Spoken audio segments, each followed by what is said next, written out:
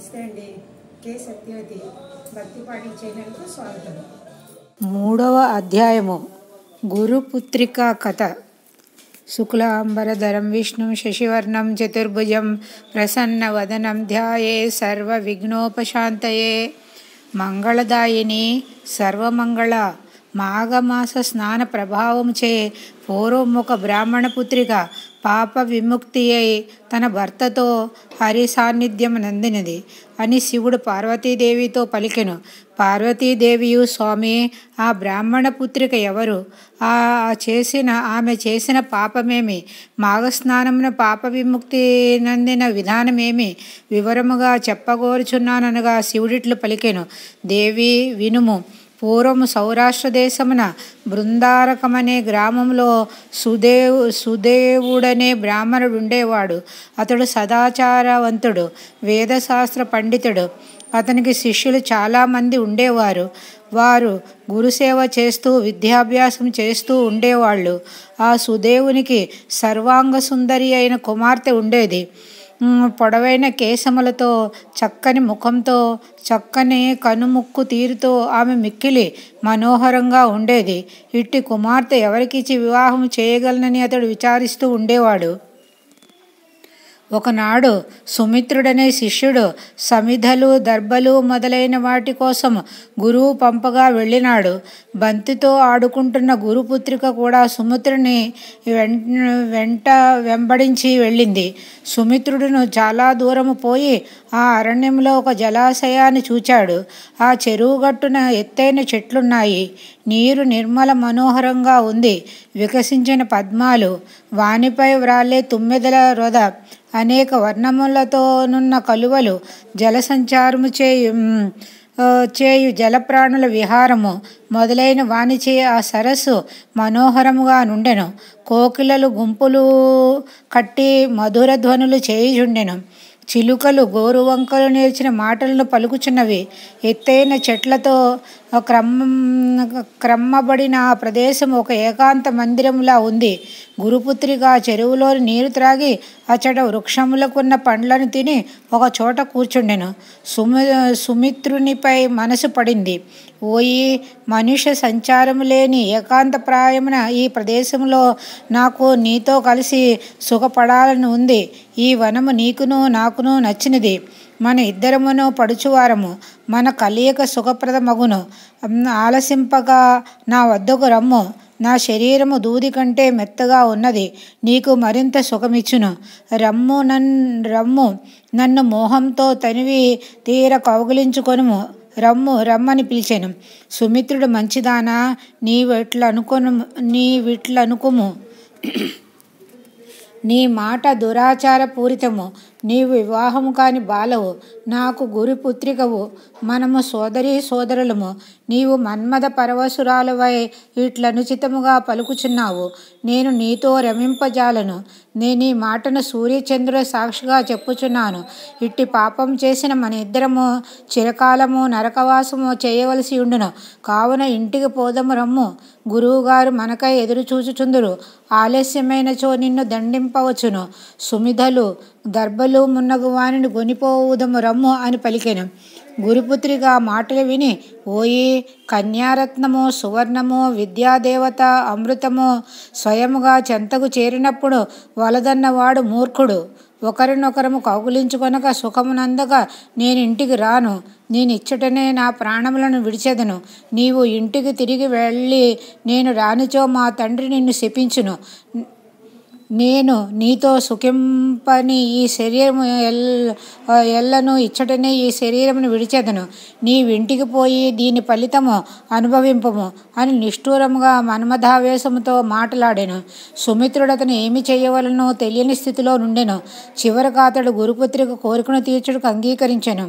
వారిద్దరూను పద్మములతో, పుష్పములతో, చిగురుటాకులతో మన్మథశయ్యను తీర్చుకొని మనోహరమైన ఆ వాతావరణం వాతావరణంలో యథేచ్ఛేత సుఖములు అనుభవించిరి.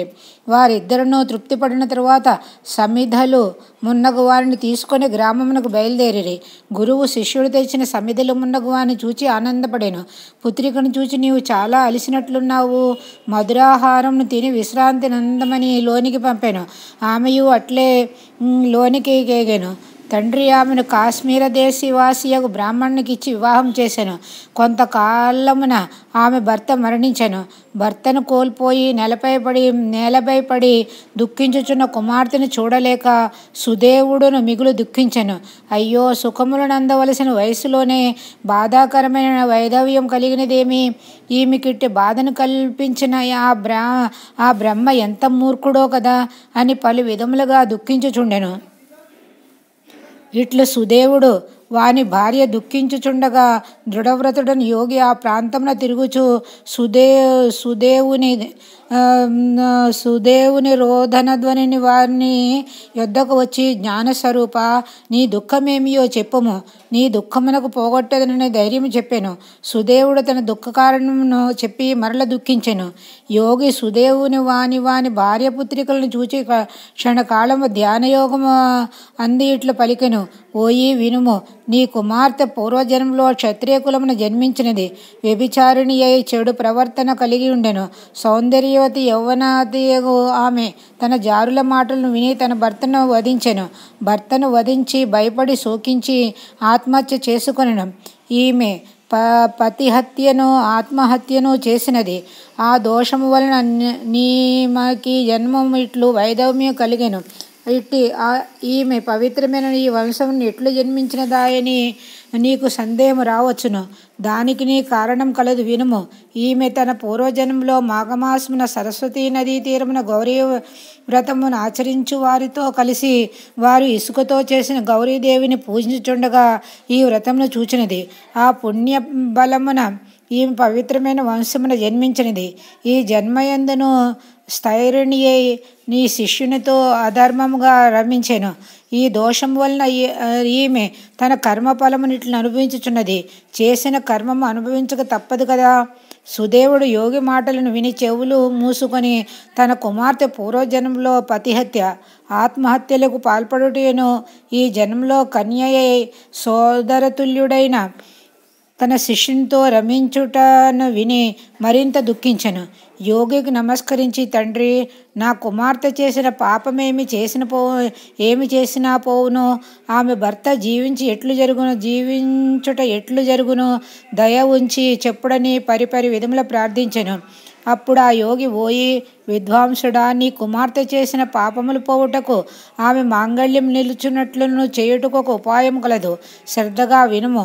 మాఘమాసమున ప్రాతఃస్నానము చేసి ఆ నదీ తీరమున గాని సరస్తీరమున గాని ఇసుకతో గౌరీదేవిని చేసి షోడశోపచారములతో పూజింపవలేను. సువాసినులకు దక్షిణతో ఆ గౌరీదేవిని సమర్పించవలేను. ఈ విధముగా ఈమెచే ప్రతిదినము చేయింపుము. ఈమె భర్త తిరిగి జీవించును. ఈమె పాపములు నశించును. మాఘశుద్ధ తదినాడు రెండు కొత్త చేటలను తెచ్చి వానిలో చీర, రవికిల గుడ్డ, ఫలపుష్పాదులు, పసుపు, కుంకుమ మున్నగు సువాసిని అలంకారముల నుంచి దక్షిణ తాంబూలములతో మూసి వాయనము ఉంచి సువాసిని పూజ చేసి ముత్తైదువులకిచ్చి 7 మార్లు ప్రదక్షిణము నమస్కారములను ఆచరింపవలేను. ఆ సువాసిని షోడశోపేత భోజనం పెట్టి గౌరవింపవలేను. మాఘమాస ప్రాతకాలమున స్నానముల చేతను పైన చెప్పిన వ్రతాచరణము చేతను ఈమెకు పాపక్షయం కలుగును. భర్త పునర్జీవితుడై ఈమె మాంగళ్యము నిలుచును. మాఘస్నానం చేసిన విధవరాలు విష్ణులోకమును చేరును. మాఘస్నానం చేసి గౌరీ వ్రతం ఆచరించిన సువాసిని తన మాంగళ్యము నిలుపుకొని చిరకాలము సుఖించును. పిచ్చివారు, మూర్ఖులు మాఘస్నానం చేసినచో వారెట్టి వారినను హరియను గ్రహము నుండి చిరకాలము సుఖించి పుణ్యలోకము నందుదురు అని యోగి వివరించి తన దారిన పోయెను. సుదేవుడు యోగి మాటలు నమ్మి తన కుమార్తెచే మాఘస్నానము, గౌరీ పూజ, విశిష్టమైన కాత్యాయని వ్రతమును భక్తి శ్రద్ధలతో చేయించెను. కాత్యాయని వ్రత మహిమ చేత సుదేవుని కుమార్తె పాపములు పోయి తన భర్త పునర్జీవితుడయ్యను. ఆమెయు చిరకాలమున తన భర్తతో సుఖించి తన తల్లిదండ్రులతోనూ భర్తతోనూ కలిసి దేహాంతమున వైకుంఠమును చేరను.